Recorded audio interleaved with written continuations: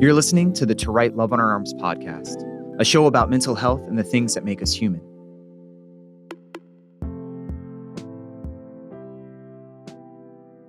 When we bring up words like counseling, a mental image comes to mind. For a lot of us, that's been informed by pop culture through what we saw on TV or maybe in a cartoon or in the movies or maybe just a myth that's been passed down to us. The idea of a patient laying on a couch while a therapist sits in a chair, asking questions, taking notes, and basic, traditional talk therapy. But when you zoom out, there's obviously many different types of therapies, many different modalities. We've hit on stuff like dialectical behavior therapy.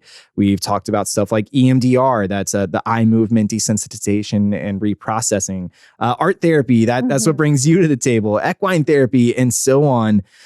So for you, both personally and professionally, DBT and art therapy have played rather significant roles in your life. Can you talk about those two modalities or any of the other ones that I mentioned in that kind of rundown that you feel paints a more complete picture of what therapy and counseling can look like? DBT, which is dialectical behavior therapy, was created by Marsha Linehan, who is a therapist. And it was originally created for people who struggled with borderline personality disorder. But they found that it actually helped a lot of different types of people who deal with really big emotions, who struggle with, that emotional regulation piece. And so now it's kind of really spread out and is used for a lot of different things. And what I really like about DBT is what makes it a bit different from something like cognitive behavioral therapy is this idea of acceptance and change. So a lot of times CBT is really just focused on, okay, how do we change our thoughts or change these things that we're dealing with? And DBT brings in the acceptance piece and really focuses on like that word and, like, how can we both have acceptance and change, because we need both of those. And so that's what really the word dialectic kind of comes in, is like the concept of dialectics, that two seemingly opposite things can both be true. So like we can be happy and we can be sad, or we can, accept where we are and also know that we need to change. And so that really drew me to DBT specifically. And really it gives a lot of skills, so like really practical skills that people can use, which is what makes it a little different than just kind of your typical like talk therapy, where it has a lot more structure to it and it has these specific things that we're kind of being taught, and then you practice and use those in your everyday life. Just as you're describing DBT, there's obviously a huge interplay with visual art as well. So art isn't so much about what's there, but a lot of what's there is defined by what's not there. Not everything needs the color. Sometimes you need, a break in the color to really draw out something there. So let's kind of transition a little bit into the bridge building between DBT and art therapy. First, what constitutes art therapy? The way that I often describe art therapy is using creativity and the art making process to help people explore and express their emotions, and also kind of giving like another way to process through things that's not necessarily verbal in the way that a more traditional talk therapy is. Who is art therapy for, and who is DBT for? Art therapy is really for anyone. Like it can be any age. It can be really any kind of presenting issue, like whether that's mental health struggles. It also can be like physical health, chronic pain. People use art therapy for that too. So it's a really wide population that can use it. And you don't have to be an artist. I think a lot of people think that you have to be like an art person, but anyone can really benefit from it.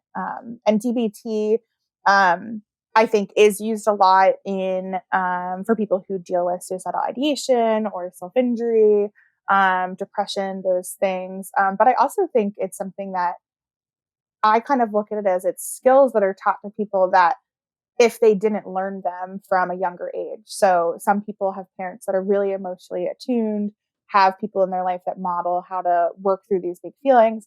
some people don't have that or didn't learn those skills. And so I really think that DBT can even be taught to like kids, like teach them how to use these skills. Like, I don't think people necessarily have to be struggling with some really intense thing to benefit from DBT. Yeah. So you're laying out a lot of great things here, but they didn't emerge at the same time, right? Like one of these definitely came before the other, correct? Art therapy Yeah. versus DBT. So knowing that they're not the same thing, how are DBT and art therapy different, even if they play on similar themes? There are similarities, but I think the way that I often really think of it is that they're complementary, because I think that they have a lot of differences in thinking. Like DBT, for example, it is very structured, especially like official gold standard DBT treatment has like a very specific way of like skill learning groups, individual therapy, phone coaching. Like it has this specific program.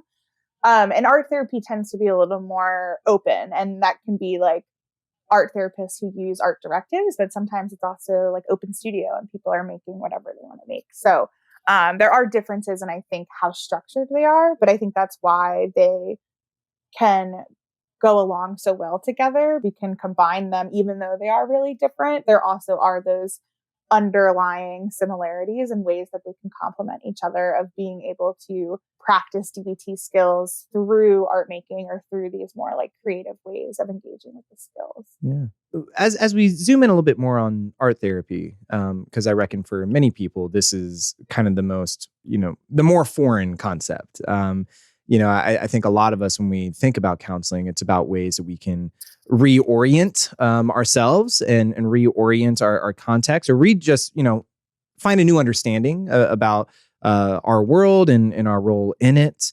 But with art therapy, what's the end goal? Obviously, I'm not a neuroscientist, but from what we know as us therapists about the brain, it does use kind of a different, it uses our brain in a different way than the verbal processing. When we're being creative, when we're making art, we're doing things that are nonverbal.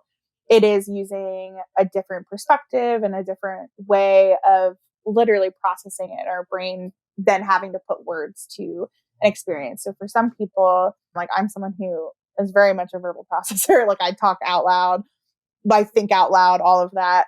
But there also are ways that I know art can help me process or think through something in a way that words would not be able to help me get there. And so I don't look at it as like, one's better than the other, but that one might be better than the other for certain people. There are people who maybe really struggle with the verbal processing. And so art could be a more beneficial way of exploring that, but that they are like, it's a really good, like adjacent therapy. So I have a lot of people who will be in, have a primary therapist, they do talk therapy, and then they see me specifically to do art therapy to kind of complement that work that they're doing. So we can explore similar themes, but through creative and like art making ways.